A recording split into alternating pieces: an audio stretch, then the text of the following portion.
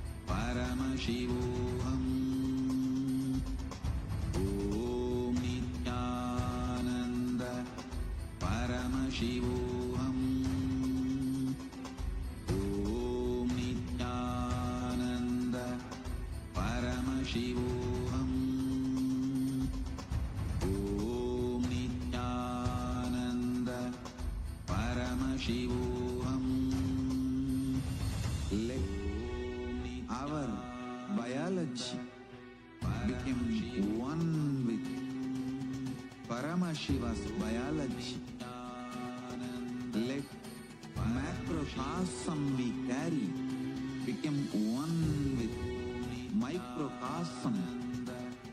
Let the microcosm we carry become one with macrocosm of Paramashiva. Let our organism become one with Paramashiva's organism. Let Paramashiva's organism become one with our organism. Let oneness become living strategy, living experience of all of us. Amda Mahavagya, do it intensely. Om Nityananda Paramashivoham. Om Nityananda Paramashivoham. Om Nityananda Paramashivoham. Om Nityananda Paramashivoham.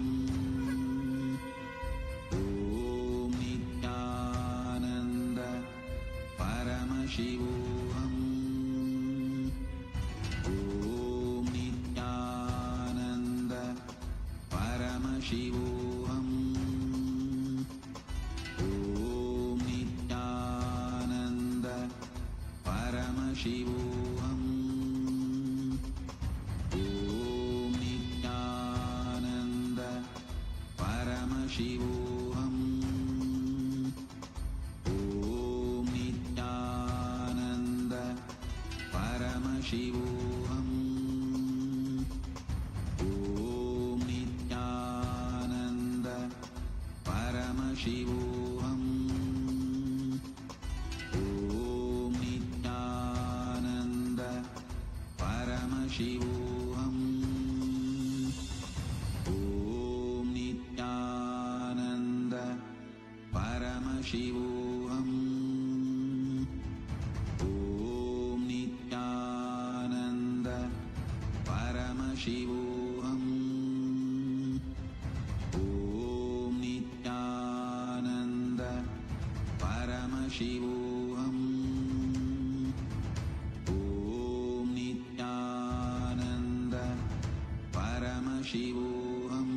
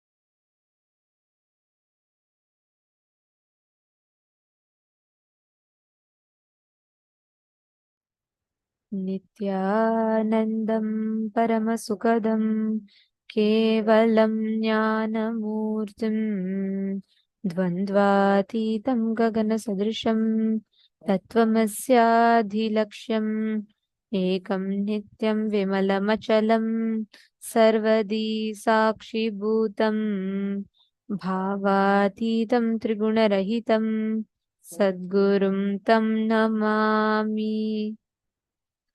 Nityanandam, Nityanandam, everyone.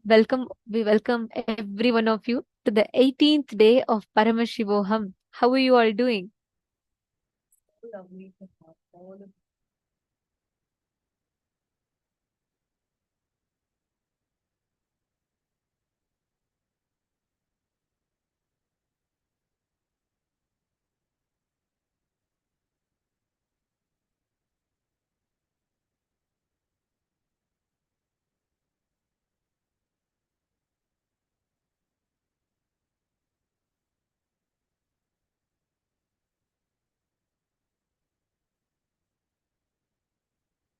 Today, each of us have been learning so many amazing different truths, right?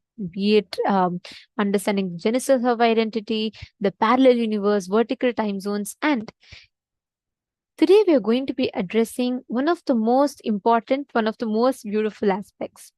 Today, the deity being Veerabhadramurti, all of us are going to be learning about how you can conquer your desires, how you can conquer life, how you can break free from boredom and tiredness. Swamiji said the biggest disease that is taking over humanity today, much more than even things like COVID and other things, even more than diabetes, is the disease called boredom and tiredness. The whole humanity is suffering with this. Youth is turning towards drugs, something to keep them addicted. They're getting addicted to social media, something to keep them up because there's no involvement life in them. There's no involvement with life.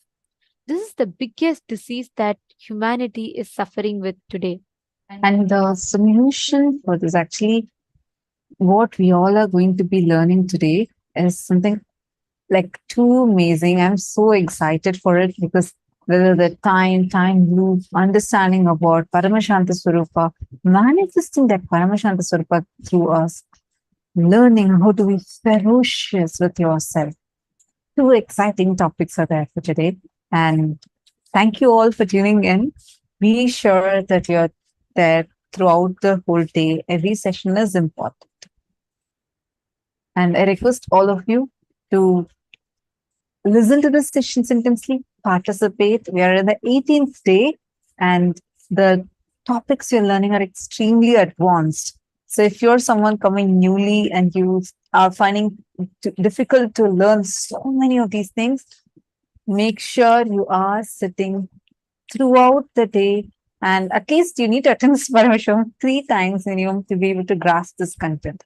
So don't worry, you feeling that you're learning too much is good feeling. It means it's actually starting to enter inside you.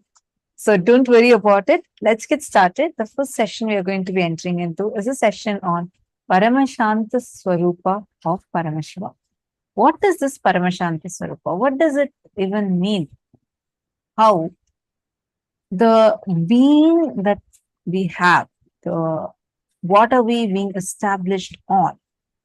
When that is Paramashanta Svarupa of Paramashiva, peace, established on peace. This peace is not graveyard silence, but vibrant happening, intense unclutching, but intense involvement in life. Literally what Swamiji is doing, right? He does not even have thoughts, but you see Swamiji so active, alive, involved in every single thing. So let's get started. What is this Paramashanta Svarupa and how non-violence, ahimsa, paramo dharmaha, best principle, best strategy for life.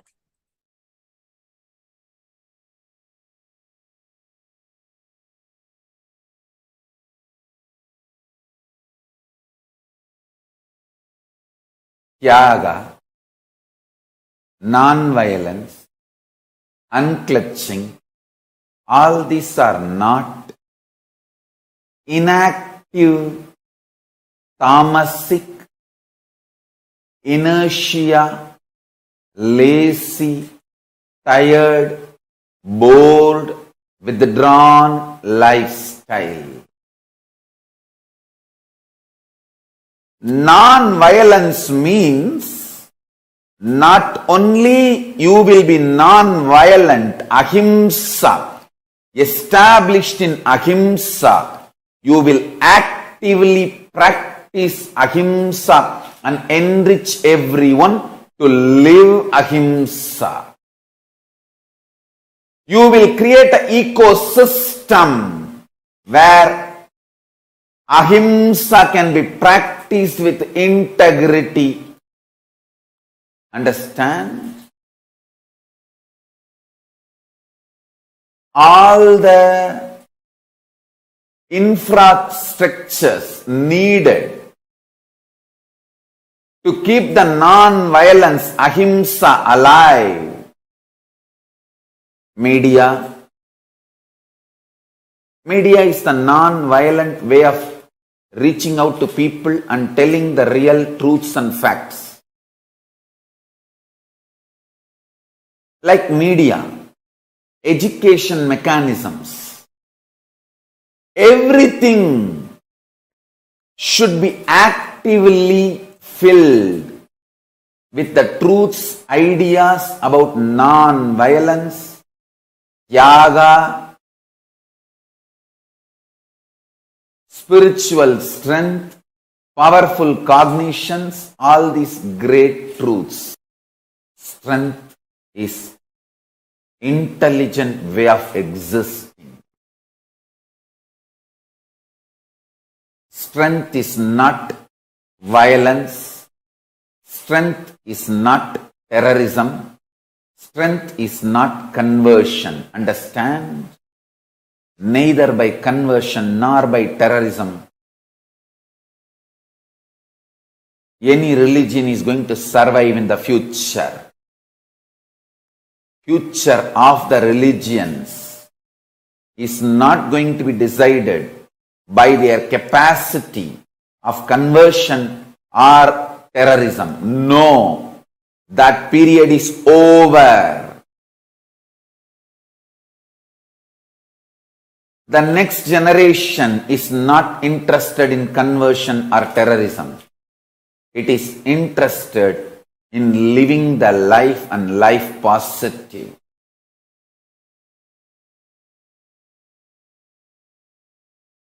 That 0.0000001%, that only is the little arrogance, anger, makes you and me feel separate inside you. I call it delusion. I tell you, the worst delusion, greatest delusion, illusion in the universe is feeling of separation. 99.99999% of the stuff out of which you are made. I am made. All of us are made. That stuff is same. And the most important thing is not only it is same, it knows we are all same.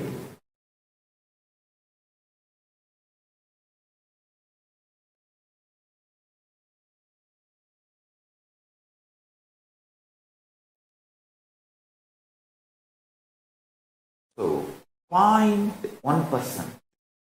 I won't even say 0.1%, 0.00001%. That only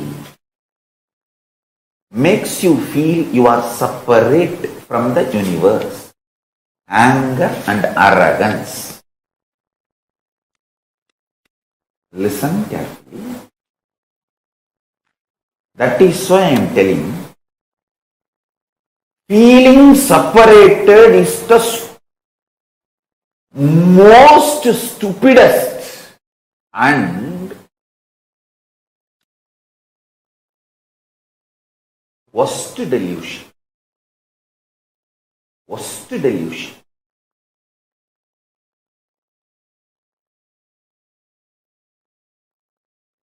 It is from the feeling separated stems violence. Violence is rooted in feeling separated.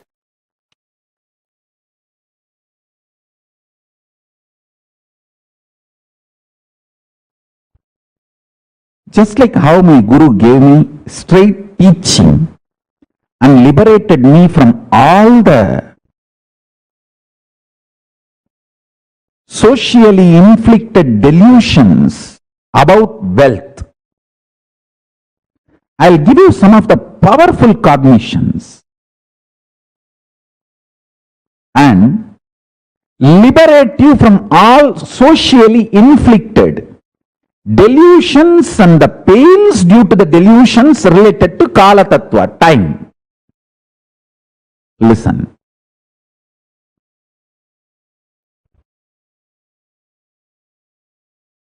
Even death is okay, but don't ever become violent.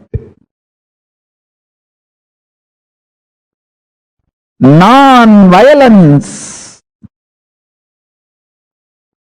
is the best strategy even in the face of the death, because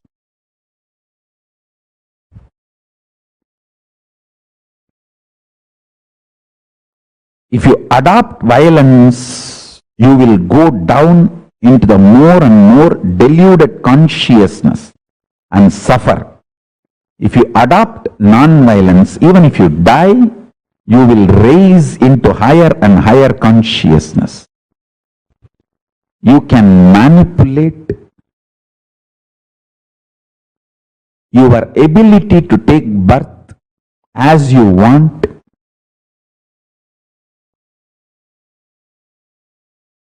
Your ability to enjoy life as you want by the pure observance and cognizing ahimsa paramo dharmaha.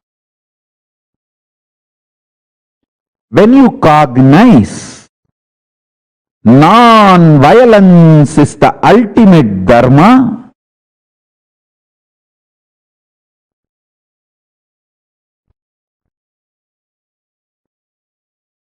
you have so many wonderful powers manifesting in you. You will master the higher states of existence, higher space of existence, because non-violence will bring tremendous strength and fearlessness.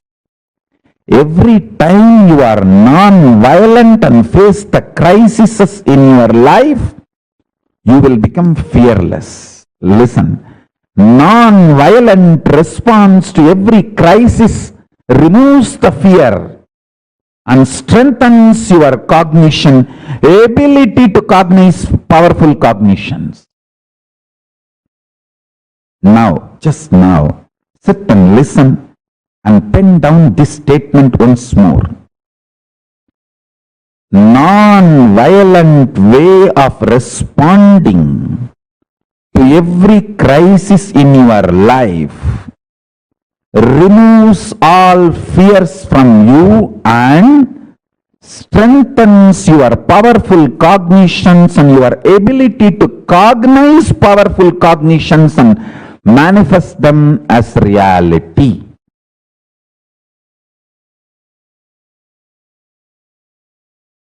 Listen carefully. This is the most important punch. Even if you are trying to clean up the mess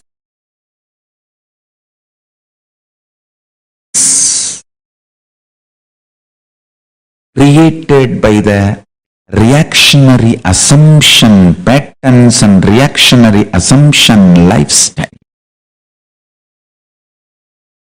even that will be delusion. The one and only solution is unclutching, withdrawing into supernal effulgence of Paramashivoham. Listen. Supernal effulgence of Paramashivoham. If you just internally tell yourself, okay, I am not going to struggle anymore with this business which is torturing me, with this job which is torturing me, with relationship which is suffocating me. I am declaring liberation, I am withdrawing. Even if you take a conscious decision, don't do, I'm not saying divorce, I'm not saying resign the job, I'm not saying sell the company, no. I'm saying decide to create an inner space for yourself where you are not constantly functioning out of reactionary assumptions. This is what I call liberating cognitions, liberation principles. Withdraw. For 2 days still, I'm not going to get involved. Let me have my space. Let me sit with supernal effulgence of Paramashiva. Let me sit with Swamiji and talk to him. The supernal effulgence of Paramashiva.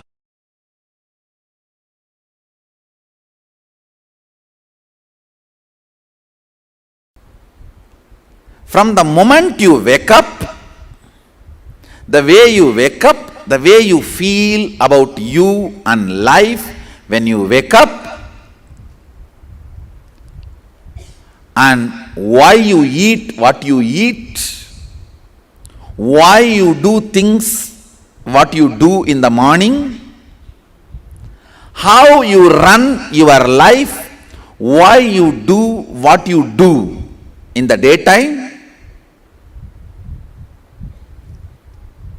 how you handle you when you are up, how you handle you when you are down, how you handle you when you are feeling you are gaining whatever you want, how you handle you when you are feeling you are failing in what you want. This whole cognitions, the bunch of cognitions, is what is called Swatantra. Right cognitions about you, life, how to handle yourself when you feel what you want is happening, and how to handle yourself when you feel what you want is failing, and how to handle you when you discover what you want itself is what you don't want. What you want itself is not what you really want. What you want, whether it happens or not happens, is called explosion. Explosion of joy and sadness. If you realize what you want is not what you really want, it's called implosion. During the implosions or explosions, how you hold you, the methodology with which you are handling yourself,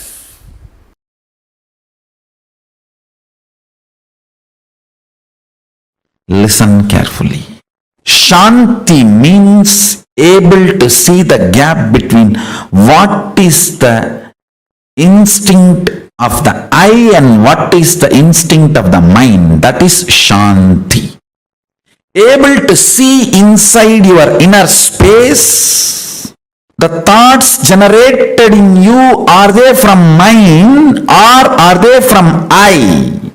Always the I realizes and releases only powerful cognitions. Always mind realizes and raises only powerless cognitions. It's an eternal law of life. Ability to see the gap is Shanti. Inability to see the gap is Moga. Understand? Worst shade of the lust is not the attachment with another person or the body. It is not the craving or the attachment you have for another person or the body.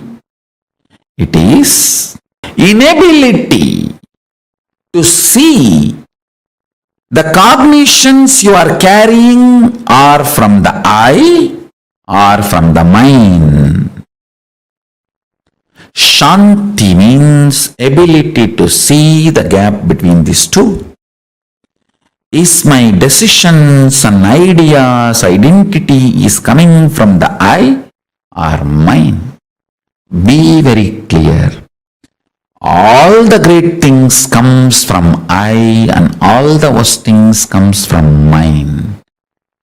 Lust confuses you and makes you feel the I is the source of the mind, and many of the decisions of the mind gets the rubber stamp of I and gets executed. That is the worst forgery happens inside your system. Understand? It is like forging the president's signature. How can the country be safe if somebody forges the president's signature? Because once the moha is able to convince you the decision of the mind is the decision of the I, you just do it. Paramashiva is called as Paramashanta Svarupa. Meditate on this quality. I commit with you, I will program this Paramashanta in you.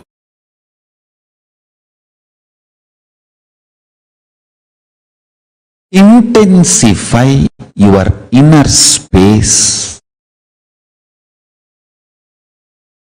through any one of these methods. I'll describe the methods now. Just 5. Continuous, unbroken prayer.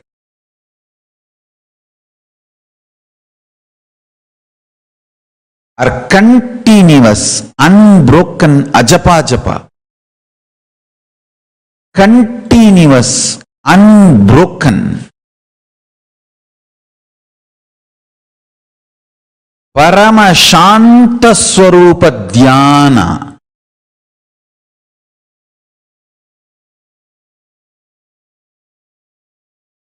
Continuous, unbroken oneness. Continuous, unbroken, unclutching.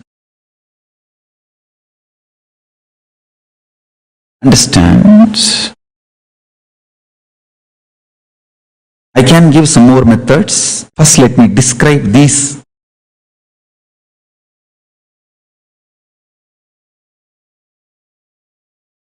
Use any one of this or all of it, no problem. See, sometimes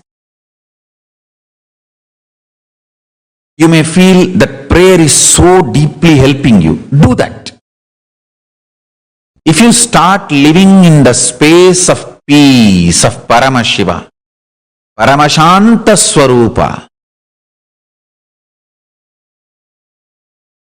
remembering the reality, he breathes, inhales and exhales in you.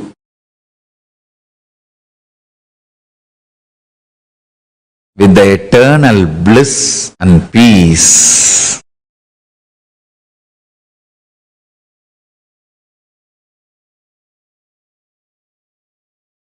When that becomes Nitya in you,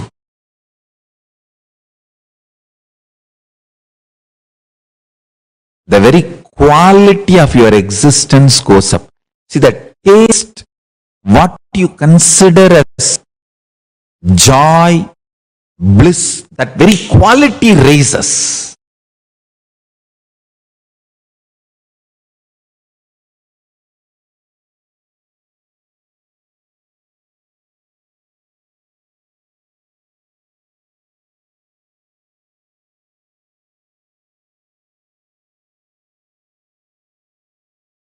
You become beautiful to yourself and to everyone around you.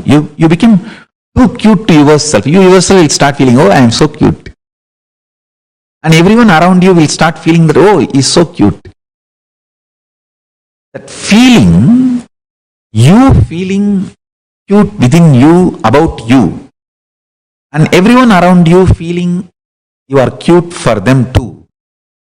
That is the fragrance of Paramashiva oozing out of you. That joy Paramashanta Svarupa.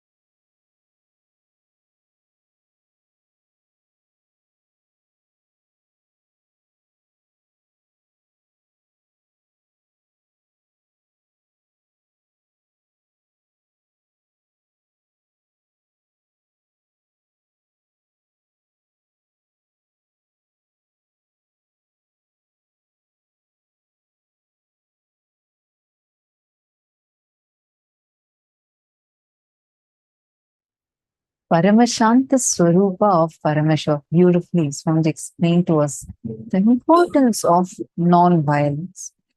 Importance of a non-violent inner space. Non-violence means not only you will be non-violent, established in ahimsa, you will actively practice ahimsa and enrich everyone to live ahimsa. I just wanted to share Swamiji's level, how sincere Swamiji is, and what kind of ahimsa based absolute non-violence based life such Swamiji lives, right? Like, even if there is an ant or a mosquito in KAILASA, killing mosquitoes are banned. Like, you can't, if there's a lot of mosquitoes, people have a habit to use this electric bat and try to kill it, or sometimes like they do this. Killing mosquitoes is banned. You can't kill any creature. You can't even have violent thoughts towards them.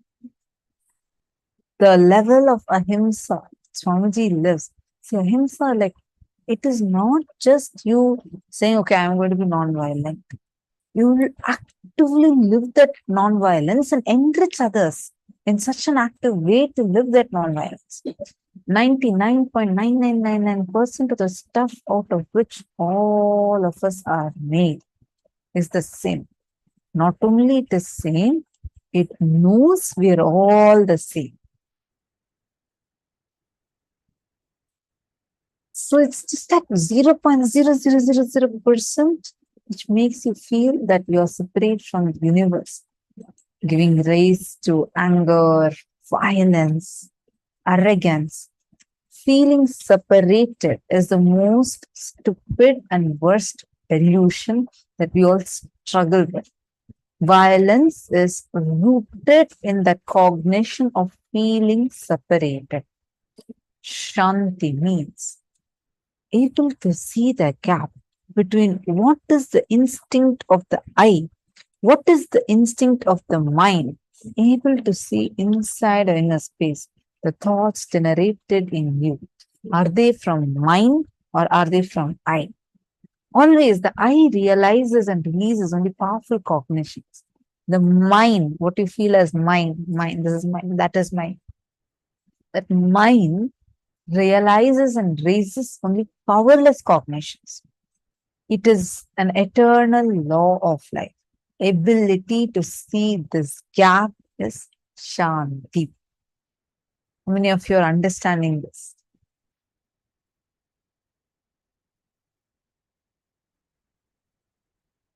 If any of you are not understanding any aspect in this, please take a moment and post it here in the chat.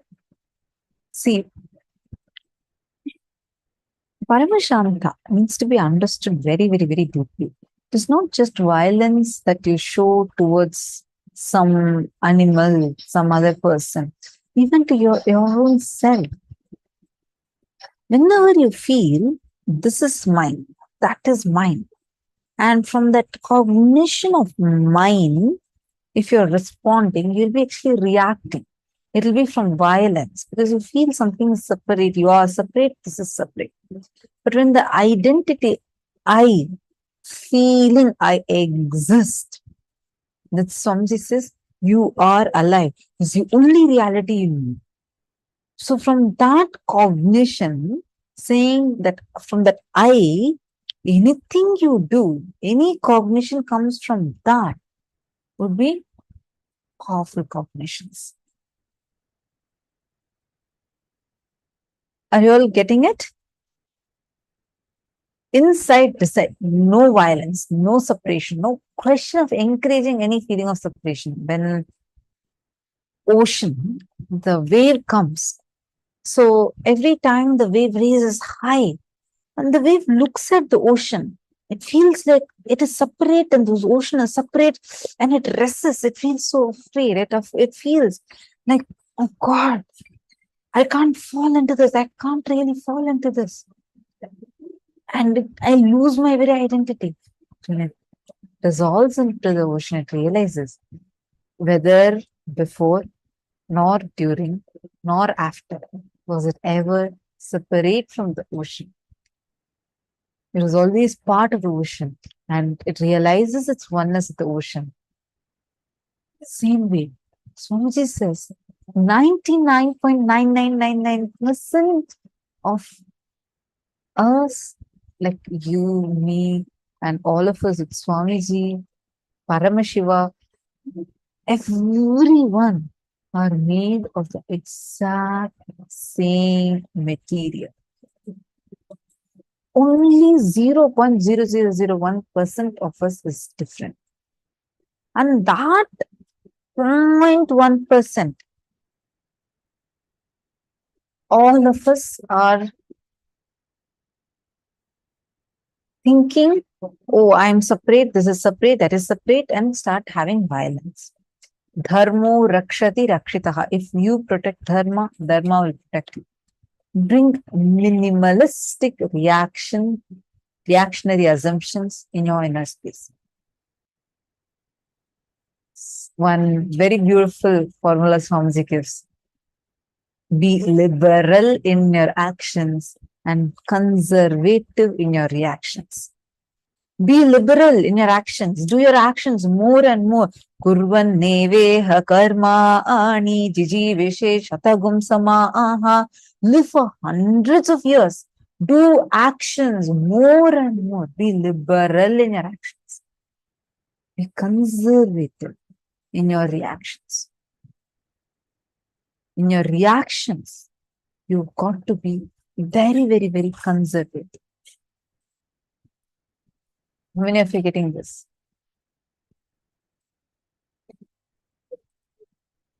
So now, Swamiji also gave us a few techniques. Continuous unbroken prayer, continuous unbroken ajapa, and unbroken Paramashanta Svarupa Dhyana, continuous unbroken oneness, continuous unbroken unclutching. So all these in your inner space. You all can take a few minutes and write this down. These are 5 methods to intensify your inner space.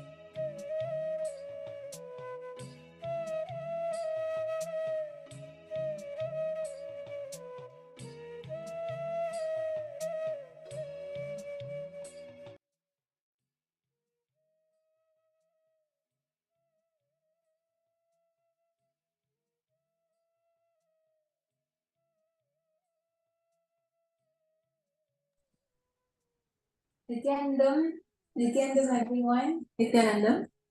So we welcome you all to the first power manifestation in today's program, of today. And now we are going to be manifesting a very interesting power. But before that, let us all understand the context, right? We just watched a very powerful satsang, a very powerful enlightening revelation from Swamiji, where Swamiji explained about Paramashanta Svarupa, how nothing outside you and no type of violence or anger or nothing should affect your space inside. All of us have the consciousness, Paramashiva inside us, which is untouched by anything which happens outside, right? Because everything which exists is not reality except Paramashiva. So we are going to be just using the same cognition. We are going to be manifesting this power. So Swamiji explained that we just did a process also, right? Where we understood about the 5 things which we should do to experience that Paramashanta Svarupa. Whether it is Ajapa Japa or whether it is doing unclutching, meditating on Paramashiva or doing puja every day or whatever technique Swamiji has given, when we just follow them sincerely, we'll see how the Paramashanta Svarupa inside us starts manifesting. We start feeling it. And also, one very important thing which all of us should remember is we should never hold himsa. We should always be in the space of ahimsa, of non-violence. So just holding this space, whether it is power manifestation or whether it is any other regular thing which we do in our everyday life, always holding this space of being how Paramashiva is, right? For all of us, Paramashiva is Swamiji. So just seeing how Swamiji is, that is how I should be. I should embody that space, that complete space of who I really am. Yes, I want to quickly add a little bit to this. One very powerful thing that Swamiji also shared about is the cognitions we hold, right? So what is the cognition we hold about ourselves, about life, how we feel about when the things are moving in life, when things are not moving the way we want? Always cognizing and establishing ourselves in the space of Paramashanta Svarupa, in the space that I am Paramashiva, irrespective of what is happening outside. When we are in that space, you will see that your whole life, our whole life becomes power manifestation. So much good will happen. Let us all sit with this cognition inside of us. Let me in that space of Paramashanta Svarupa and manifest the powers. When we manifest the powers from this space, we will see that the space which we are holding will be deepening our experience in that space and more powers will manifest. So it becomes a very beautiful, powerful, virtuous cycle wherein more of experience of Paramashanta Svarupa and more power manifestation, and you will see you'll be able to live this kind of power manifestation lifestyle on day-to-day basis, right? So it's really very empowering, and I request all of you, one request, please do not miss any session. Swamiji says, be in integrity to these sessions, be available for every single session. Since this is the first session, I request all of you, please make it for every single session, starting from session 1, right? So whoever is not there in front of the camera, please come, sit down, and let us all manifest the powers. So before we enter into the power manifestation, we'll first be going through the 4 pramanas, which authenticates whatever powers we are manifesting.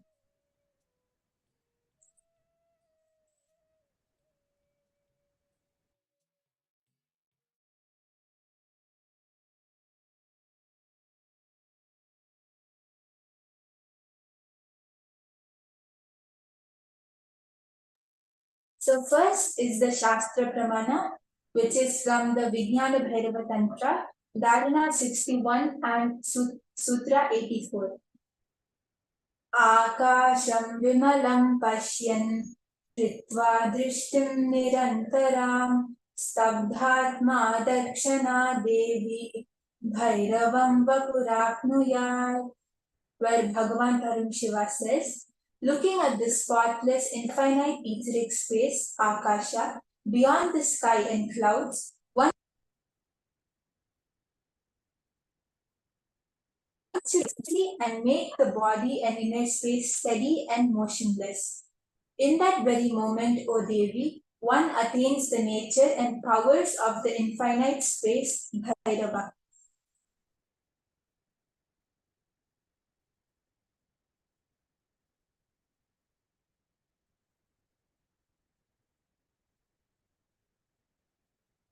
Now we are seeing the Apta Pramana, which is a story from the Srimad Bhagavad Gita, Canto 1, Chapter 13 and Text 15. In the Hindu Purana Mahabharata, narrates the story of the great sage Maitreya who reveals the secrets to Vidura, the story of his birth in human form and reasons for all of his suffering.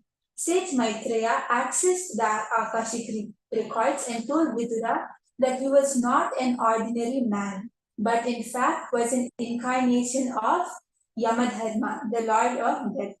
He was to play the part of a so-called Shudra for 100 years, being cursed by Manduka Muni. And this is the Atma Pramana, the accounts from the life.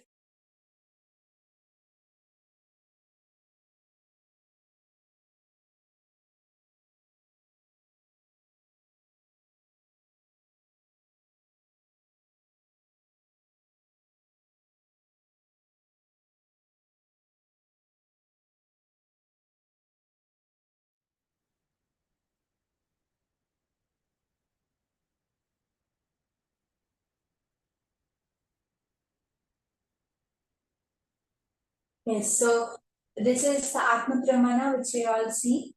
So this is this is the sharing of a devotee of how she had won the lottery just as Bhagwan Kalabhaiva predicted. This is from Abhirami Ma from Canada. So at a time when I did not know what to do with my life, Swamiji took time to help me in many ways. Swamiji looked at my horoscope and told me I will always have lots of money. I wondered how would this be, since I wasn't working and I did not have much money. In August 2013, when my mother and I did the 10-day inner awakening program, I asked Swamiji if I can ask Kalabhaiva about the Kotishwara Yogam, millionaire possibility in my horoscope. Swamiji told me to ask Kalabhaiva. With so much compassion, Swamiji brought Kalabhaiva to us, and I asked Kalabhaiva the question. And Kalabhaiva told within 2 years money will happen and blessed that he would protect me and not to worry. As predicted by Kalabhaiva, within 2 years, my family won the lottery, where the chances of winning are 1 in 14 million. Wow. So all of us can see how Swamiji himself has manifested this as a real experience in his life.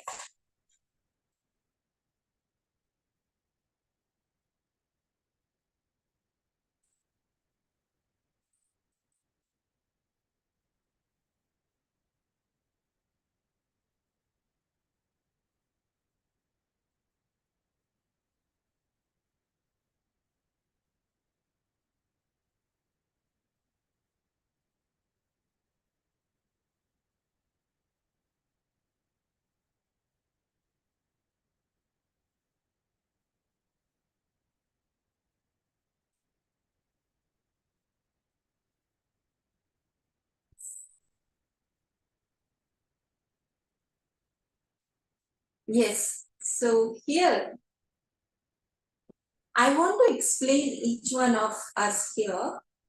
What are these pramanas? These pramanas are the references, right?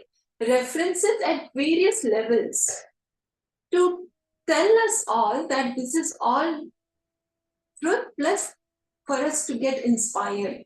First pramana which we saw was from the scriptures, the Hindu scriptures, which are the scriptures themselves say about these powers. Then second one was from the lives of the lineage of enlightened beings, that is called the Apta Pramana. And then the last one, the third one was Atma Pramana, which is the references from the life of the SPH himself, wherein the SPH manifested these powers. Now it is our turn, right? After we've been initiated into these powerful cognitions and powers by the SPH himself, we need to manifest these powers. And this becomes one more reference, right? One more thing to look back and get inspired and see, wow, so many of us are manifesting and have manifested in past. So it's very, very empowering for each one of us, wherever we are, that we can manifest these powers. Yes. So now with this same cognition, we are going to be understanding what exact power we are going to be manifesting. So now we are going to be manifesting the power of Akashic readings. And this power of Akashic readings is a power where we connect to Bhagwan Kala himself. And there are actually many different levels of it. There's super advanced level, there's a beginner level, and there are many levels. So now we are going to be starting from the beginner level. And this is the power where you are going to be connecting to Swamiji, and through Swamiji you are going to be connecting to Bhagavan Mahakala, and you're going to be accessing what incidents have happened in the past. Means it's the accessing the records of the past, present, and future. Where when you connect to Swamiji, when you connect to Kala, at that time Swamiji will raise the level, the frequency of your space, of your being, where it is. And when the level and the frequency of your being is raised, you will be able to see all the records, all the Akashic records which are kept of everything which has happened in the past, in the present, and which is going to happen in the future. So now the exact power which we are going to be manifesting is, we are going to be scanning an incident, a verifiable incident which has happened in the past. And many of you might actually be thinking that, okay, I'm sure many of you are new to this program, and many of you have not manifested such a power yet. And you're like, okay, what is this, like such an advanced power, Akashic reading? Actually, it is not about the power, whether it is an advanced power or whether it is a super simple power. However you take it, it's all your cognition and my cognition. It is all our cognition of the power being difficult or easy. But what we have to do from our side is just one simple thing, which is connecting to Swamiji.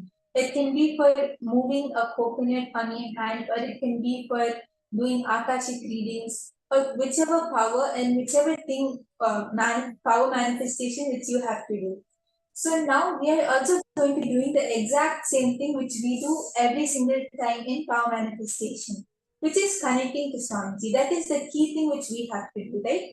Swamiji says that if I have to flow through you, if you want me to flow through you, then you have to give that yes. You have to become a clear channel. That is only when I can flow through you and I can express myself through you.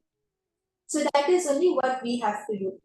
And I would actually like to share my own experience of this. So this was when I was new to Gurukul, and at that time, the only power which Swamiji had introduced was third eye reading. So when I joined Gurukul, that is when Swamiji was introducing so many different powers: length, breadth, depth, consciousness format. It is like every day we were manifesting a new power, and the full day we were just sitting in Phuket. So it was a really nice time, and at that time, I used to manifest consciousness of matter. Like Swamiji gave us the initiation into rolling coconut, and all the violations, all of us were able to manifest it really nicely. And I was like, okay, yes, this is such a simple power, I'm able to do it. Then after that, the next day, Swamiji initiated us into the power of breath. And at that time, how we were told to manifest it is, one person in front of us would open a painting of a famous painter or any artifact, and we would have to scan and paint exactly what it is with full details, whether it's the vase, the color of the vase, or the how many plants are there, or what type of painting is it, from which is it, from the Renaissance or the modern period. We had to do everything, and I was like, oh my god, I'll not be able to do this. Then at that time, the Balasans who was sitting with me, she gave me the same powerful cognition that it is not us who's manifesting powers, right? The first thing which we have to understand is it's not you or me who is manifesting. It is only Swamiji who is manifesting through us. And she told me that you just have to hold this cognition and connect to Swamiji. Just at that time we didn't have the Mahavakya, but she told just hold Swamiji's image in your inner space, just have the feeling connection with Swamiji. And draw this cognition that okay, it's difficult or you'll not be able to do it, right? Because it's only Swamiji who's manifesting through us. And I just did exactly what she said. And like before this, we actually did like around 3 or 4 rounds, and like I was absolutely getting everything wrong because not even one thing was correct. Then I just tried this. I was like, okay, and I connected to Swamiji, and like I myself was unable to believe it at that time. The moment I closed my eyes, I just decided to do this. But even before I started, even before I connected to Swamiji or did anything, I just closed my eyes and I could see a clear image. Like I could see a perfect clear painting in like with my eyes closed, and I was able to draw the whole thing with full detail.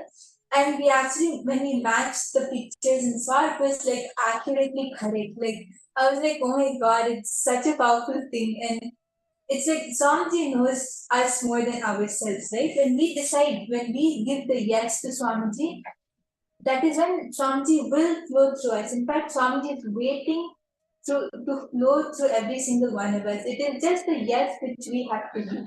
As Swamiji says, if you take one step towards me, I'll take 10 steps towards you. So let us just hold the same powerful cognition. Yes, so interesting. Thank you, Mom Yoga, for sharing this. And I'm sure all of us are very excited and inspired here. And who doesn't want to experience Swamiji, right? So Paramashiva is waiting to flow through each one of us. I request all of you to please get ready. Let us all sit straight with our head, neck, and spine in straight line. And if all of you have Otta, I request all of you to please apply it on your third eye, on your temples. And when we are manifesting this power, you might like you'll see many different things. It can be a date, it can be a color, whatever details Swamiji shows, makes you to write down everything because it is an incident which we are spanning. So it can include anything and everything, right? And when you manifest these powers, having the Aushadha is having the Aushadha is actually something which will really help you. So it's like a supporting tool. So whoever has the Aushadha, you can get it in part. And now we'll be starting the power manifestation. So I request everyone to get ready. And we are going to be identifying the details of what happened on a particular date, as I just explained. So we are going to be finding all the informations, whether it's the date, the incident, whatever happened, and when was it, all the information about that date.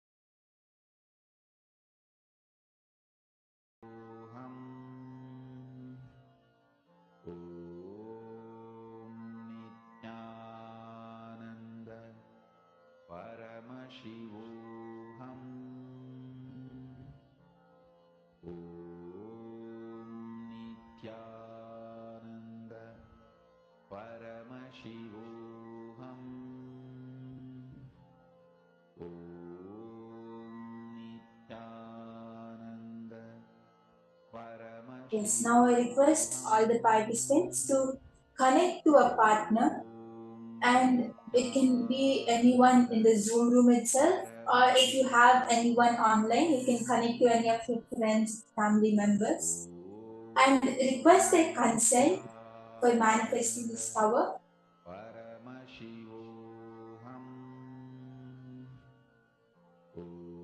And once you connect to a partner, request all the participants to ask your partner to give you a particular date without revealing its details, the location, or whatever happened on that day. If you're connecting to someone out of the program, make sure that you explain this, that I'm going to manifest this power, so please do not reveal the dates to me.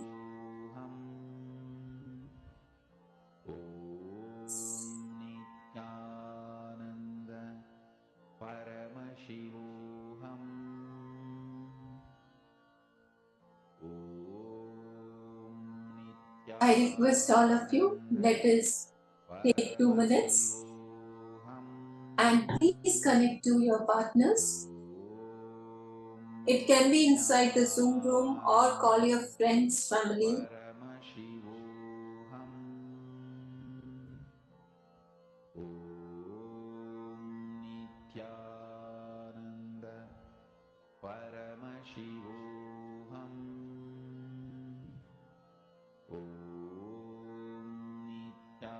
And once you have connected, I request you can even post in the Zoom chat so we would know that you are ready.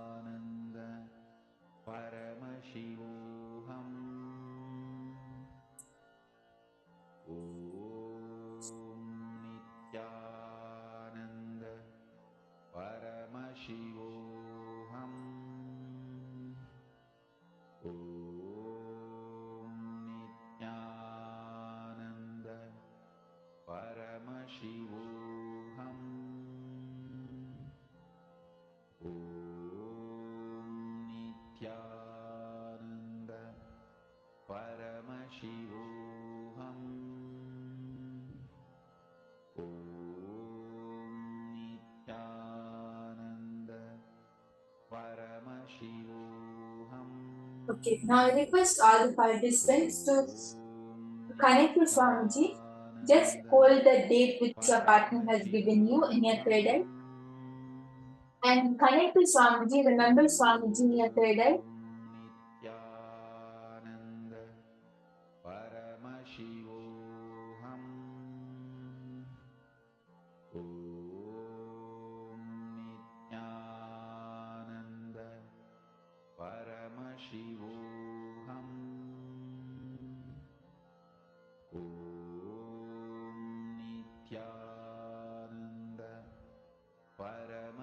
And when you connect to Swamiji, you'll actually see that many details start coming.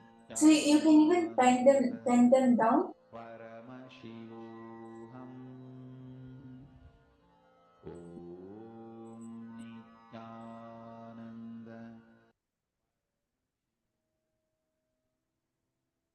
Yes. So, for example, your partner might give you a question of what happened on the 1st of December.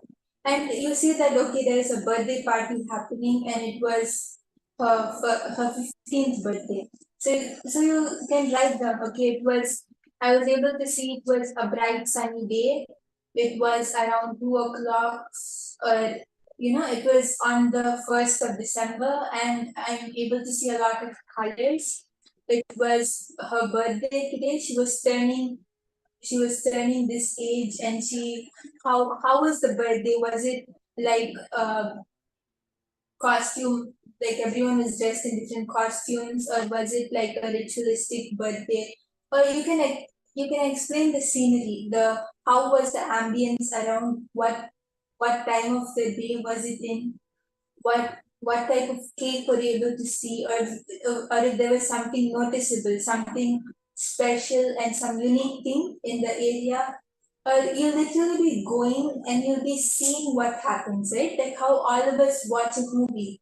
When if we pause at a specific scene, we can tell that okay, there are two characters standing here.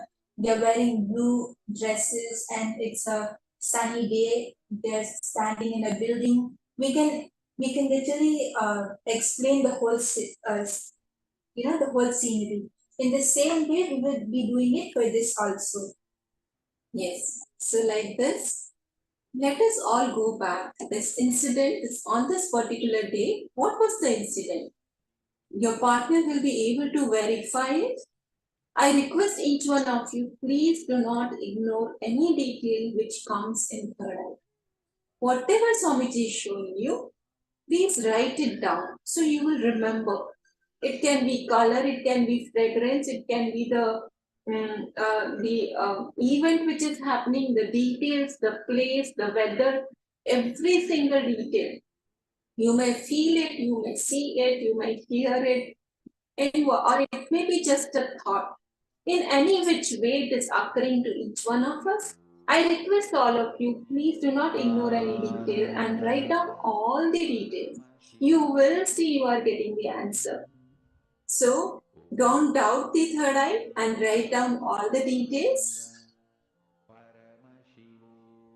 Requesting each one of you to please sit straight. Keep your head, neck and spine in straight line. Chant Mahavakya. Om Nityananda Paramashivoham. And as you are chanting the Mahavakya, just remember Swamiji in your third eye, and you will see Swamiji revealing all the details to you.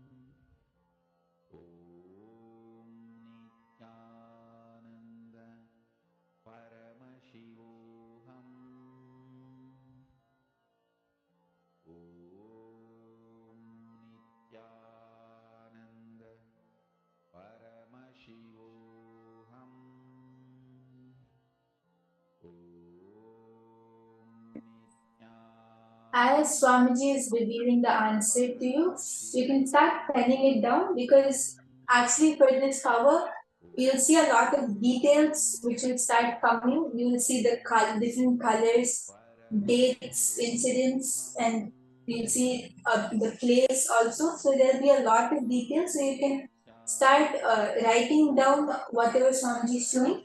And even if you feel that, oh, I'm not able to see anything yet, or nothing is clear, I'm not sure what I should do, then also it's completely fine, because all of us are practicing and all of us are manifesting, right? And Swamiji actually gives a very powerful cognition that when you decide to manifest, when you decide to sit and manifest powers, when you connect to me, that is when the power manifestation starts. It's not about whether we are able to see the results or no, right?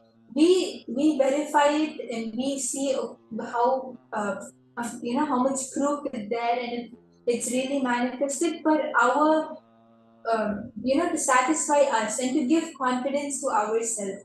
But the power manifestation starts when we decide to manifest and when we connect to Swamiji.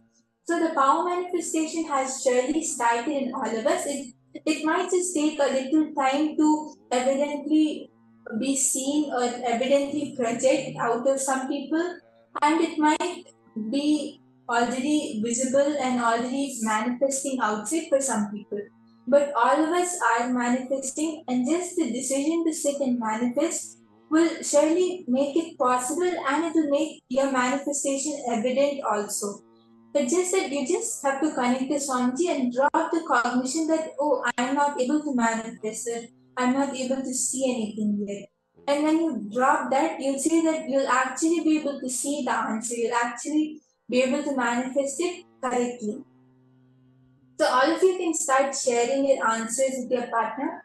Whatever Swamiji has shown you, you can start sharing all those details, where they were, what happened on that date, what was their dress color, etc. All of you can start sharing the incident which you scanned.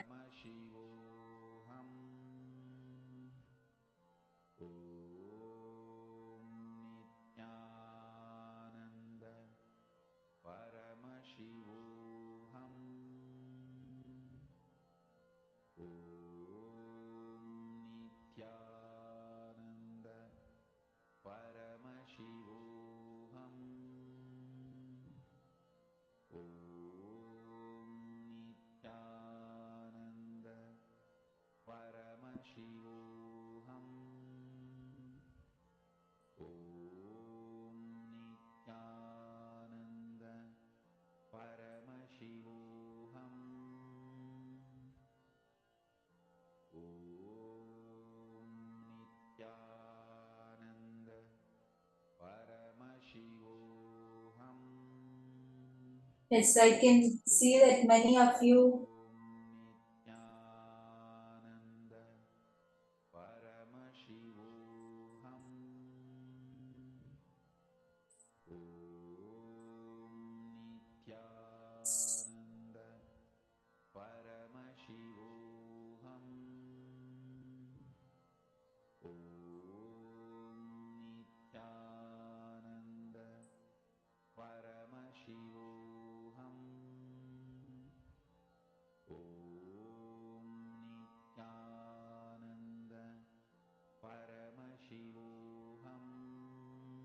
Yes, so I can see that many of you have shared your manifestation, and that's really nice to see that many of you were able to see, and Swamiji was showing the answers to many of you, and it's really nice. It was really nice to be to take the power manifestation session and to manifest with all of you. And now we are going to be moving on to the next session, where we would be learning from Swamiji about the Nityatva dimension, about the dimension of eternity. What is it all about?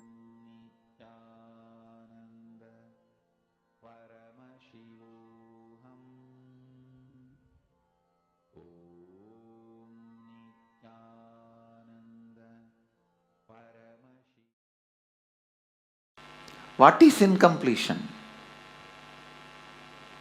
Past interfering into the present and try to manipulate the future. That is incompletion. Your memory, form you carried in the past, entering into the present and trying to destroy the future form is incompletion. You can always see whenever you have a pain, guilt, powerlessness, incompletion, you will be visualizing, imagining your own form in a deep suffering.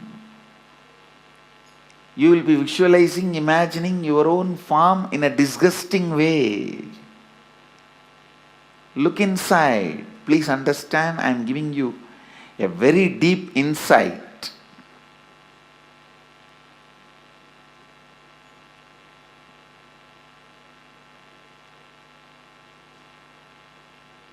Whenever you are powerless, angry, violent, incomplete, look in, you will be remembering your own form from the past, which is actually you will be flashing your own photograph in your screen. Let me talk in the language of computer, you will understand. You will be running your own photographs in your screen, inner space screen, which is taken during the very sad, depressed moments.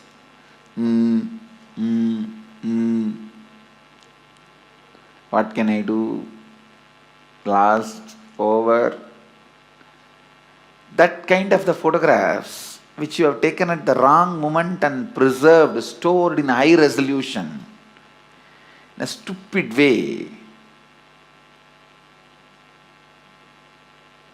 in your inner space, you will go on be replaying them. See, whenever you are powerless, you are not going to remember the full smile photograph of you or the ecstatic photograph of you. When you remember that, you are going to be in the space of completion.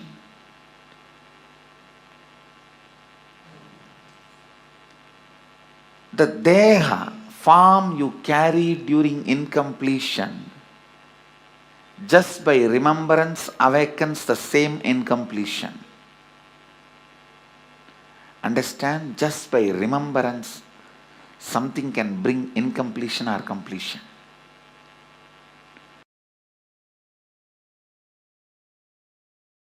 The moment one incompletion is triggered by somebody, then that's all. You don't see the world anymore. The world does not exist, only my world exists. That is what is meant by the great Mahavakya, Jagat Mithya. What you perceive as my world is Mithya. Because a small incompletion, the moment it got triggered, it gets triggered.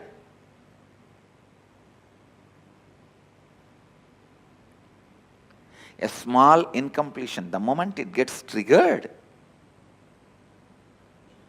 you stop seeing the world and you are deluded in my world.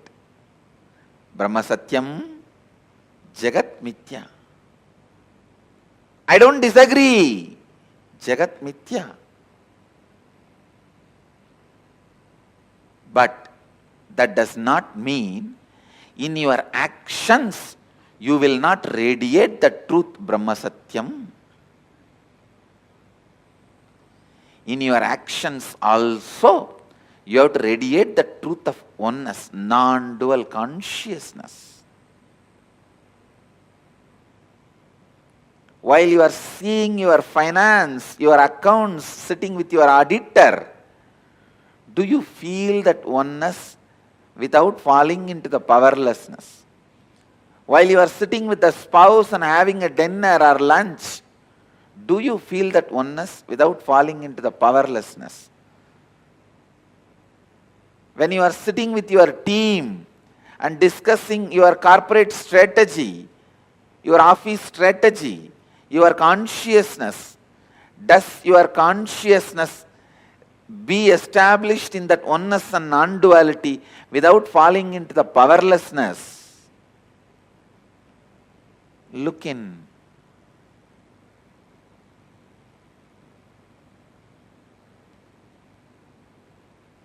Just your back pain disappearing is not the result of Advaita. All the pain which you have hidden in your back should disappear. Not just back pain disappearing. All the pains which you have put it in back has to disappear. Suddha Advaita Sukhabodha Jnanam. The pure Advaitas, joyful influence and the wisdom which comes out of joyful influence. Please understand, the joyful influence of Advaita is what I call completion. The joyful influence of Advaita is what I call perpetual completion. The joyful influence of Advaita is what I call Sahaja Samadhi.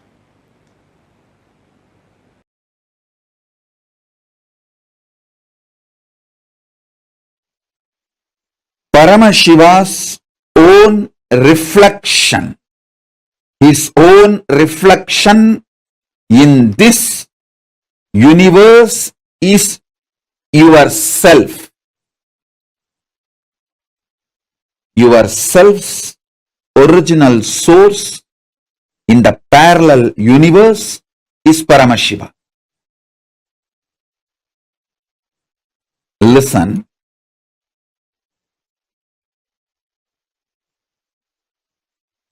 Understand this example. A swan, Paramahamsa, flying on the sky, is just floating in the sky. His reflection falling on a swimming pool. The reflection is you. The swan is Paramashiva. The swimming pool is your body.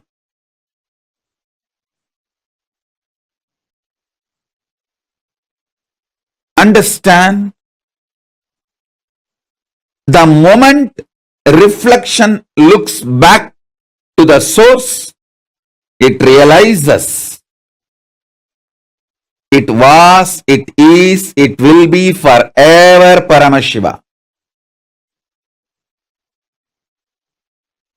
Sometimes the reflection feels it is being hurt by the waves in the swimming pool.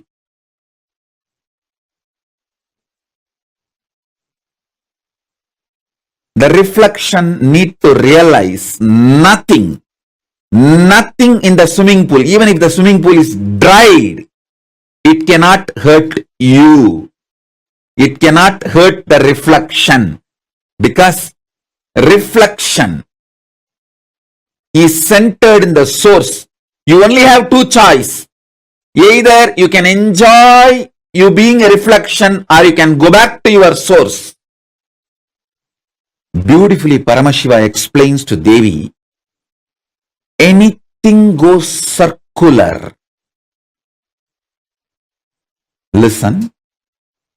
Anything goes circular, repetitive, is reflection of me. Even when it believes it is suffering, it cannot suffer. It can only forget its existence In the delusion, it can force itself and imagine itself as if it is suffering.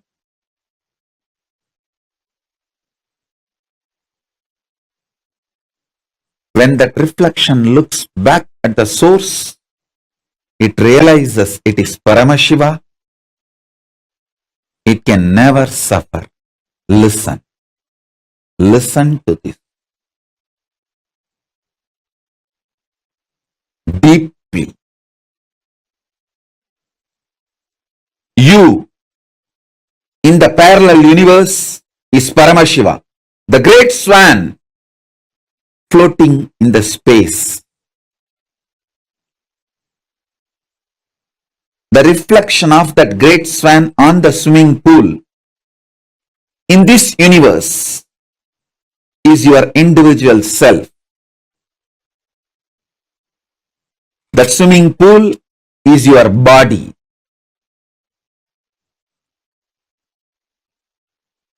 Anything which goes round, listen. Paramashiva explains so beautifully. I'll tell you in the modern language, whether it is an atom or known universes, everything goes round it is in circular motion in the space, in Chitagasha, conscious space. Anything, whether an atom or the known universe, everything is rotating in the circular motion.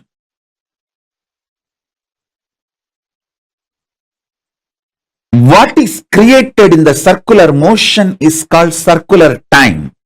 The time which circles, repeats itself.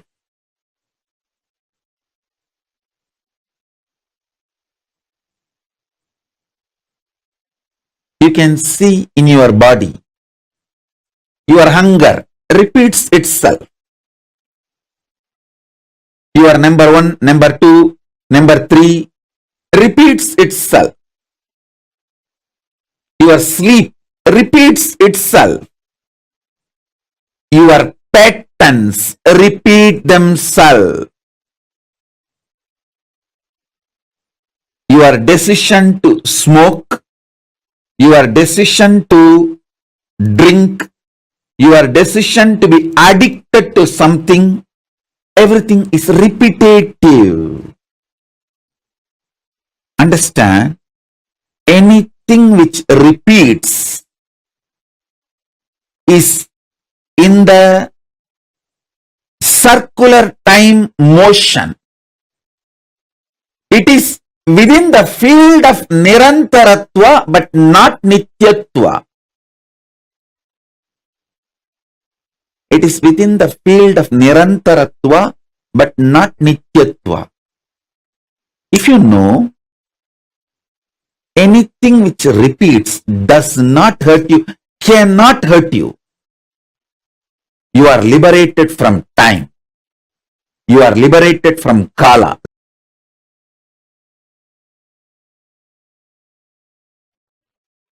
Among the 7 dimensions of the time,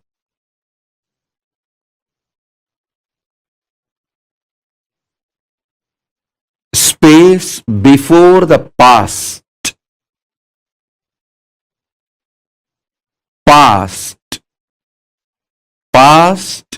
merging into the present, present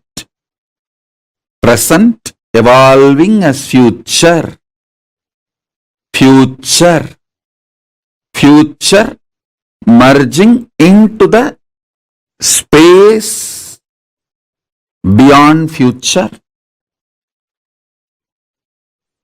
So totally in these 7,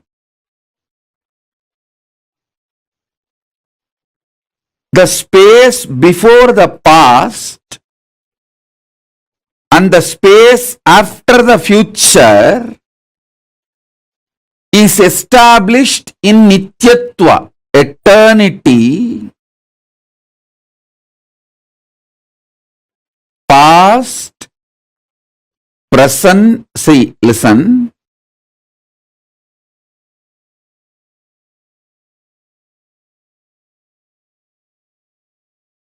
past, past becoming present, present, present evolving as future, future. This 5 is Nirantaratva. In this Nirantaratva 5, only the present moment touches Nityatva. So,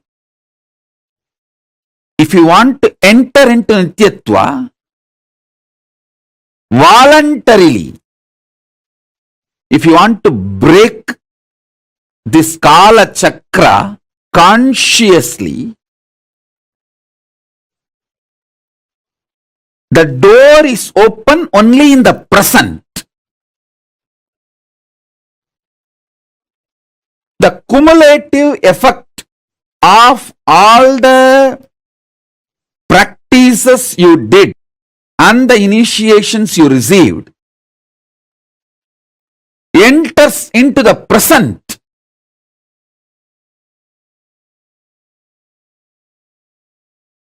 And makes you experience Nityatva. Listen. I wanted all of you to remember the cognitions I gave about Nityatva and Nirantaratva. Nityatva is 7, Nirantaratva is 5.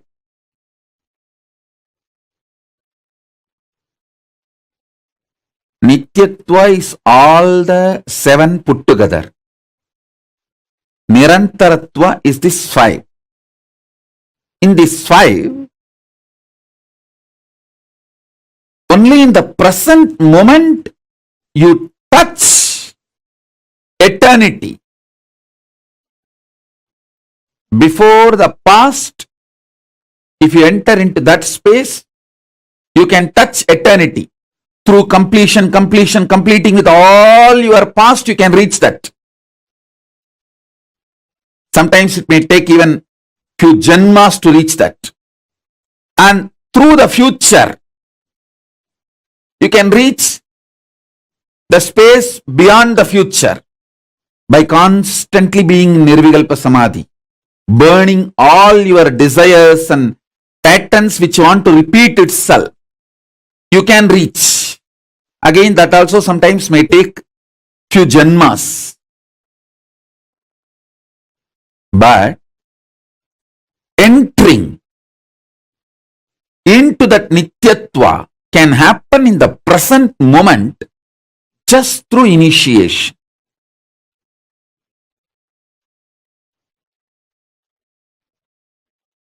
Remember the definition and the revelation about Nityatva. Remember the truth about Nirantaratva. Remember the next statement I made. You can reach into Nityatva by going before the past. You may need to complete the past. By completion, you may enter into the space before the past. You can enter that way. That is also one path. There is another one path where you can enter into the Nityatva by exhausting all your future. By being in Nirvikalpa Samadhi, you burn all desires, all seeds, all bijas which can manifest your future, all karmas burnt. And then you enter the beyond future space, Nityatva.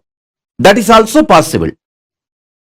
But both will take few births to achieve. At present, in this very moment, through initiation, I can put you into eternity, Nityatva. In this present, three things are going on inside you. The identity default you cherish, and the identity you consciously want to manifest, and the struggle between these two identity, your doubts, hatred, denial.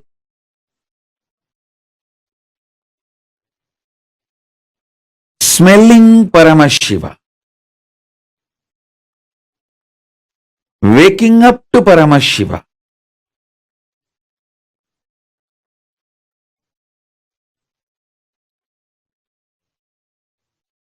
waking up to this highest. In this moment present, it can be done through the initiation.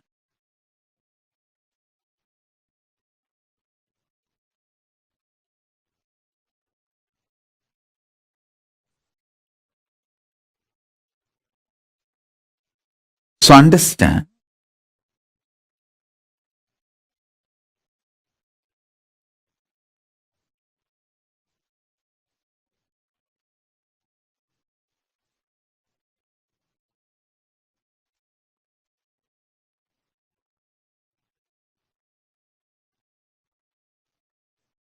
that is why always the ultimate manifests through initiation. Small things you can achieve on your own through tapas. But the ultimate is done only through initiation. It is only the transmission of lamp from fire. The fire is lit. From a lamp, living lamp, another lamp is lit. So, smelling Paramashiva, waking up to Paramashiva,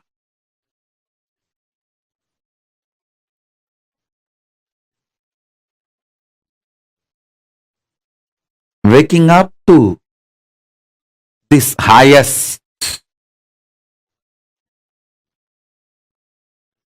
In this moment present, it can be done through the initiation.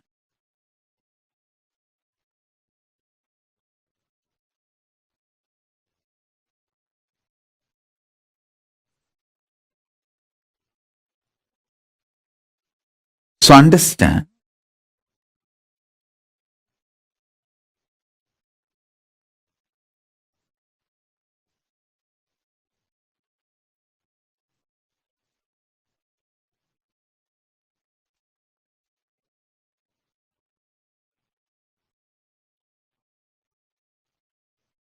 that is why always the ultimate manifests through initiation. Small things you can achieve on your own through tapas. But the ultimate is done only through initiation. It is only the transmission of lamp from fire. The fire is lit. From a lamp, living lamp, another lamp is lit.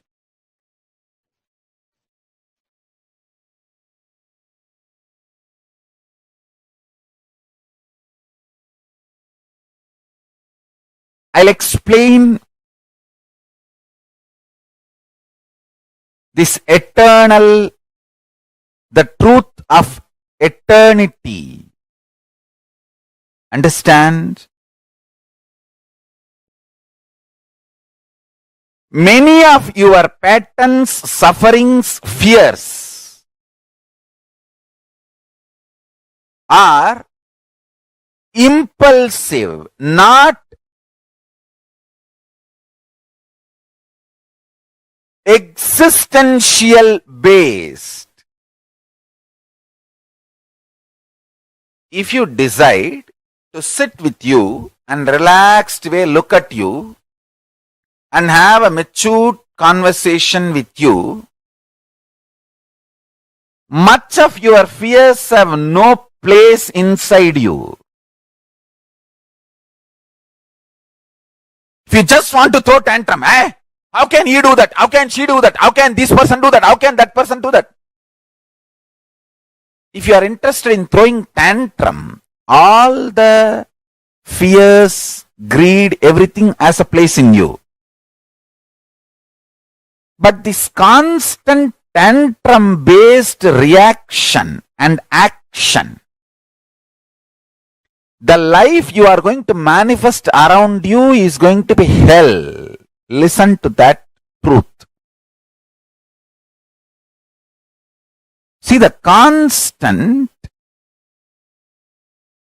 tantrum throwing, violent hatred, action, reaction,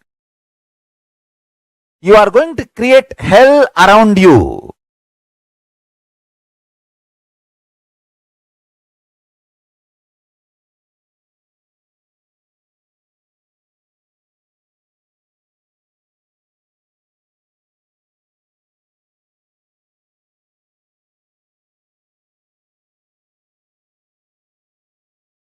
Nityatva.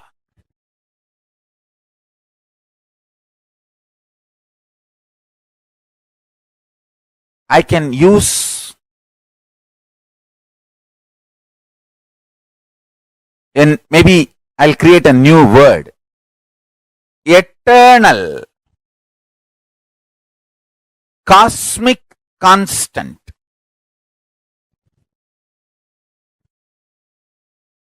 It is actually one of the dimension of the universe. One of the fundamental quality you need to access the eternal dimension of you is having restful, matured conversation with you. What am I doing? Where am I going? I am going to be eternally alive. Am I planning and building my life for that? Or am I just agitated, tantrum throwing child, thinking that there is no tomorrow? When it comes, let me face. Understand? All suffering is nothing but having this attitude. When it comes, let me face, and when it comes, you will not be able to face. That is a suffering. Understand? This is too important statement I am making. All suffering in your life is because of that blind spot you have. When it comes, let me face, and when it actually comes, you won't be able to face.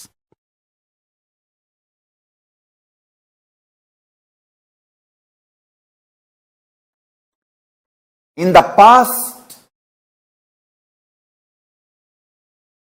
you have a full freedom to form opinion about your past, and you have full freedom to create the possibility of your future. This clarity you will get only if you decide to do tyaga. Listen. I am freed. I declare boldly, I am freed, liberated from sufferings once for all. Suffering related to past, suffering related to future. Because I decided to do tyaga. Understand? You can always sacrifice the achievements, pleasantness, bliss, joy related to your past. You can always forget that you completed PhD. But you can never forget you got delayed for one of your examination because you spent time with your girlfriend. or you slept and you did not appear for that examination, that pain you will be carrying even now. Sacrificing the past related pains, understanding even factually, many of your pains are unjustified and incorrect. Understanding even factually, your pains are not supported, justified by the reality, real happening is completion. I am repeating. Even factually, as per the real happening, what has happened, if you look what has happened from all dimensions, even your pains are not justified. Your pains are not really right. Even your pains do not have justification to exist in you. If you see the past happenings multidimensionally, is completion with the past. I tell you, how much ever you say, no, I know I have some pains which are absolutely justified. No. You may be Guni, you may be Kaikeyi, you may be Surpanaga, you may be Danganaka duck, Danganaka dick, I don't care. You are wrong.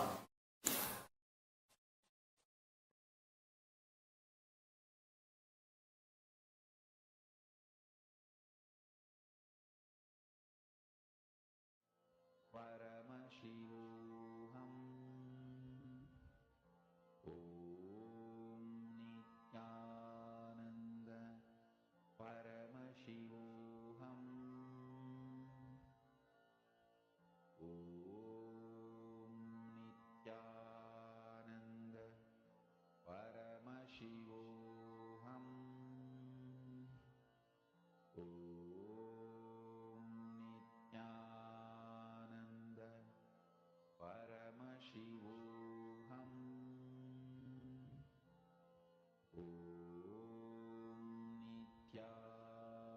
Nityananda. Paramashivoham.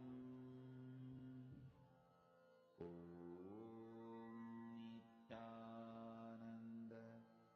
Paramashivoham.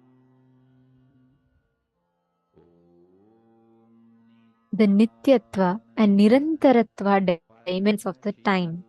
Swamiji very, very beautifully explained to all of us about what is time. The idea, the understandings that we have about time, Kaala. The space before the past itself, past merging into the present itself, present evolving as future, the future itself, and the future merging into the space beyond the future. The space, all these seven put together forms time. All of us would have always heard about past, present, future. That's all is time for us, right? But there are 7 dimensions of what we know as time.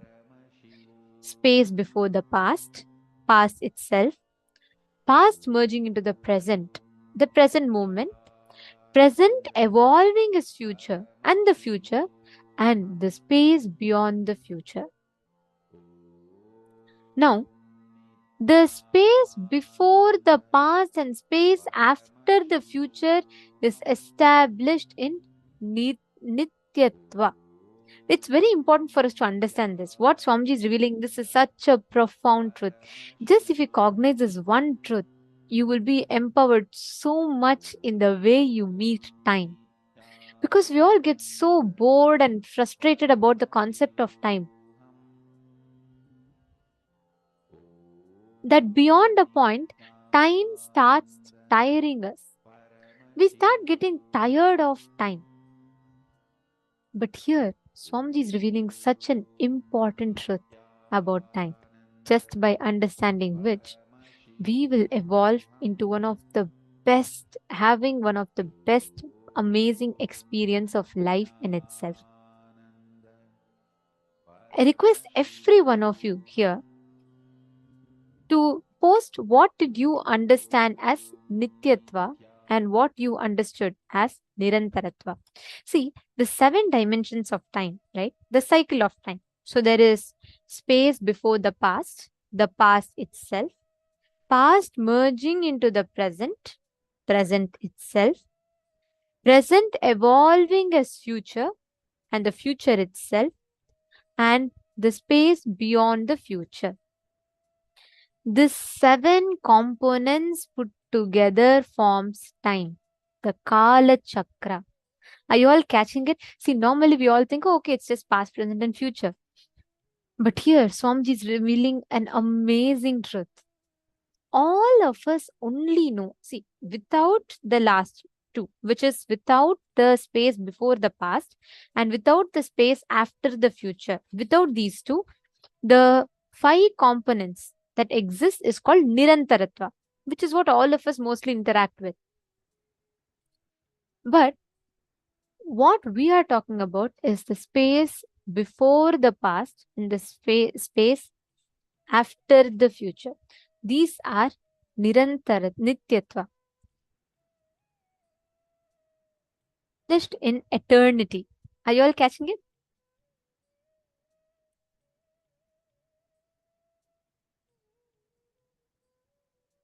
Just this one understanding, having this one understanding will completely shift this, because you will now know you are not limited to, or your understanding of time, your existence, Kala is not limited to you experiencing this.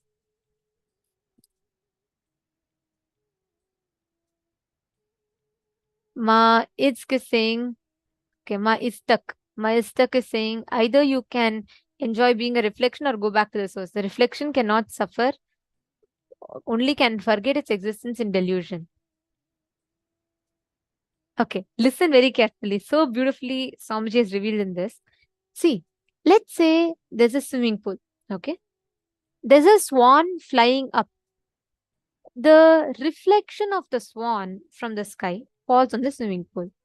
Now tell me, if I throw a stone on the swimming pool and there are ripples, will that ripples affect the swan? Can all of you give me an answer? A swan is flying in the sky. There's a pond.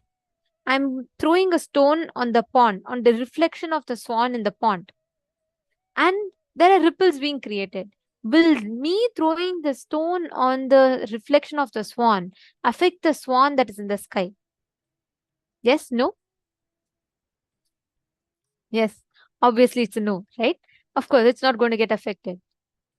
Same way, Paramashiva is the Paramatma, means he is that ultimate soul which exists. All of our body is a mirror. That ultimate soul is being reflected on us. Your soul, we get so attached to it, thinking this is my body, this is my life, this is my family, this is my world. We get so attached to it. But it is like the swan crying, saying, oh, how can he throw stone in my ripple? You can never be a Paramahamsa, the supreme swan. Paramashiva is that reality. We're all the reflection of Paramashiva in the human bodies. That is what Swamiji so beautifully reveals through this. Whenever you are established in the Nityatva dimension, you can never be stuck. Just deciding to be in present. See, the whole thing, right? The past, the space before the past, the space after the future, the whole thing is connected through the present moment. That is why there's a very beautiful line Swamiji tells. Swamiji will tell, past is the history, future is the mystery, present is the only gift that we have. That is why it's called present, gift. If you keep going on to your past, your history, you're going to waste time. If you go into the future, the mystery, you will not have surety of anything. You'll suffer with insecurity. The only thing that is a gift to you is present. That is why it's a present for you.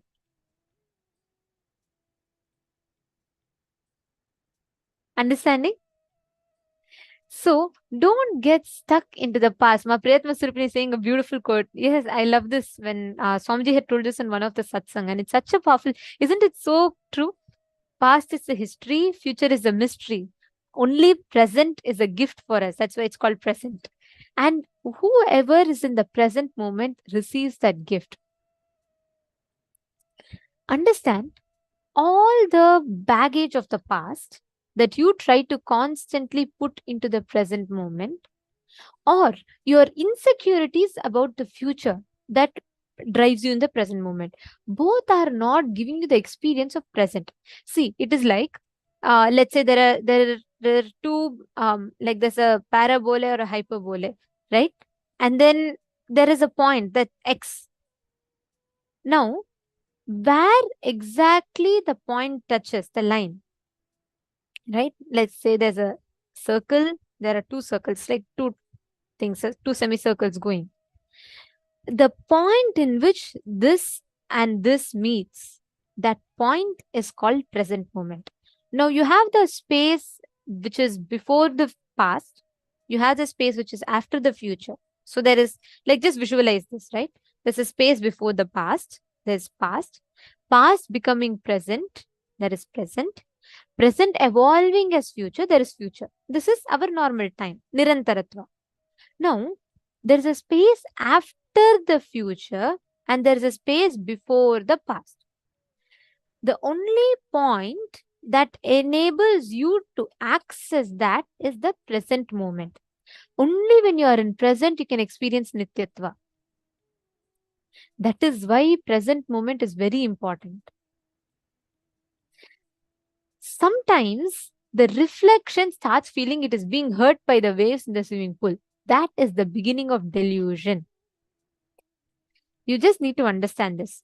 The key, the truth in this whole game is, what are you cherishing as? Do you cognize yourself as a reflection, or do you cognize yourself as a swan? If you think you are the reflection of the swan, then every stone that is thrown in the pond, you will get affected by it.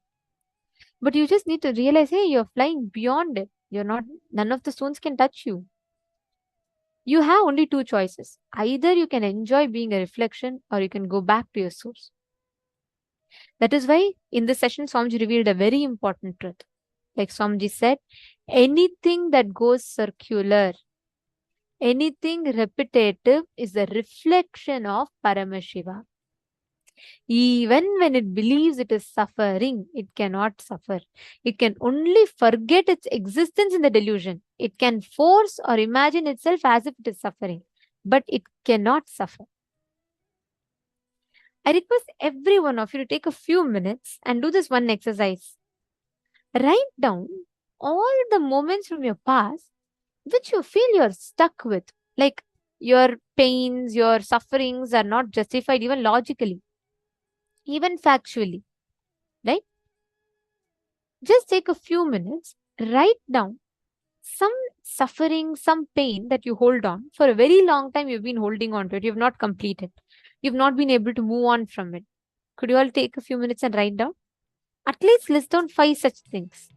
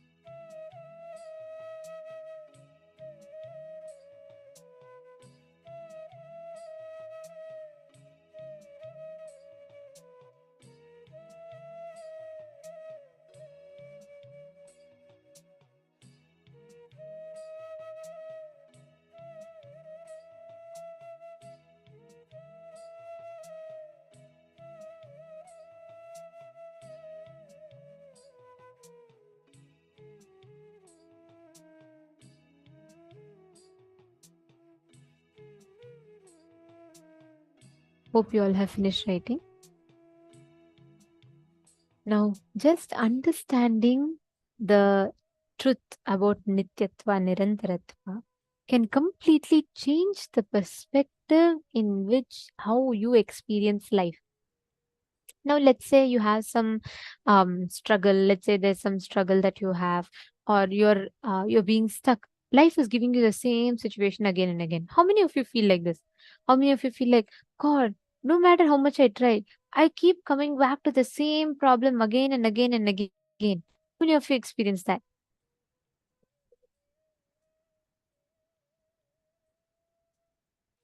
Understand why does that happen? Because the whole life we spend in oscillating between past to future, past to future, past to future. We forget to experience the present moment from an unclutched space. For example, you have some kind of a problem. You may already make a decision that this is how it is going to be appearing. This is how the problems are going to keep on coming. And you fix that as a decision in you. And from that decision, you operate. Which means what? You're already creating space. You're welcoming for the problems to come. Naturally, problems will come. And then we say, oh God, did I not tell? Exactly, it's repeating the same way. That is what Swamiji tells us, being stuck in that Nirantaratva, not the Nityatva. Okay, Ma Istak is asking that, can you explain more about this repetitive fight? What is the difference beyond past and beyond future? Are those not part Nityatva eternity? It is just to visualize that comes from different directions, path of time. Okay, very nice question, Ma. So, my stuck. First, understand your past, past becoming present, present, present becoming future, future. These are all Nirantaratva, which means they keep repeating in the same loop for you. It's the same kind of a, what do you say, like a machine. Let's say an example, like how it's like a wheel, right? Continuously it keeps going the same motion, which means your every moment that past becomes a past, becomes present, from present it is in the past or evolving into future. Like this, past becoming present, present becoming future is a continuous loop that we're all in, right? Now, the same thing, the space before the past and space after the future is what we call as unknown, unpredictable. Like, for example, can you predict to me what will happen in your life in the next 10 years? There's a space which is after your future, which is not in your control. Right? Are you catching what I'm saying? There's a space before your past, again, which is not under your control. So understand, every moment of your life, Master, your all the different fragments of life that is repeating to you. If something is repeating to you, it's within Nirantaratva. Means it is either your past becoming your present again, or your your present becoming your future. It is only in this loop. Again, future becomes past. It is only in this loop. But there's a space after the before the past and after the future. That space is Nityatva, the place where you exist absolutely in the present moment. You're neither clutched about the past nor you're afraid of the future. That moment is Nityatva. Actually, whenever you all manifest powers, right, you literally get tuned into that space of Nityatva and you manifest from there. All of you can sit now. Can I request every one of you to sit? And you're going to be manifesting this space of Nityatva in you. Apply this one powerful cognition and start manifesting. Let us do something same like how you all did in the last round, where you identify the details of what happened on a particular date in a particular person's life. Let's say I give you the date of my 12th birthday. You will scan and you'll be able to identify precisely what happened, what dress I was wearing, where I was, everything on my 12th birthday. Like that, any verifiable past that you want, as per your choice, you can scan, identify, and you can verify that with the partner. And I'm also seeing that some of you are starting the power manifestation but leaving it halfway. Please make sure you're closing the whole power manifestation session. Make sure you're attending completely with your partner, because if you leave it halfway, it's not just your power manifestation that gets affected. Even the partner who's depending on you their power manifestation gets affected. So let's be sensitive of that. And I request every one of you to connect to a partner and scan what exactly has happened on a particular date. They'll give you a date and you're going to scan what exactly happened on that date in the partner's life. Please start.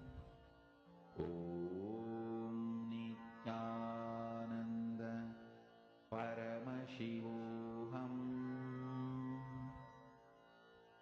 Om Nityananda Paramashivoham. Om Nityananda Paramashivoham. Om Nityananda Paramashivoham. Om Nityananda Paramashivoham. Om Nityananda Paramashivoham. Om Nityananda Paramashivoham. Om Nityananda Paramashivoham. Om Nityananda Paramashivoham. Om Nityananda Paramashivoham. Om Nityananda Paramashivoham. Om Nityananda Paramashivoham. Om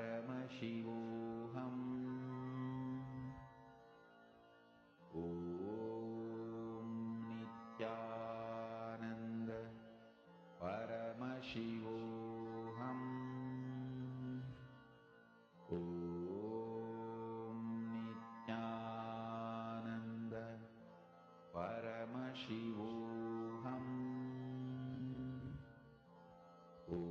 Om Nityananda Paramashivoham.